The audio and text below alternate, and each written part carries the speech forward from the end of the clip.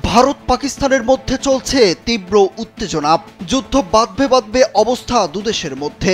যুদ্ধের শঙ্কায় দুই দেশই নিজেদের শক্তি জানান দিচ্ছে। এরই মধ্যে পাকিস্তান দুটি শক্তিশালী ক্ষেপণাস্ত্রের সফল পরীক্ষাও চালিয়েছে। ভারত প্রান্তে যখন যুদ্ধের দামামা, তখন পাকিস্তানের আরেক প্রান্তে ঘটেছে ভয়াবহ এক হামলার ঘটনা। দেশটির বালুচিস্তানে ভয়াবহ বোমা হামলায় 7 জন সেনা সদস্য নিহত হয়েছেন। পাকিস্তানি সংবাদ মাধ্যম শামা নিউজ জানিয়েছে, কাচ্ছি জেলার মাছ এলাকায় মঙ্গলবার সেনাবাহিনীর গাড়ি লক্ষ্য করে ভয়াবহ এই হামলা চালানো হয়।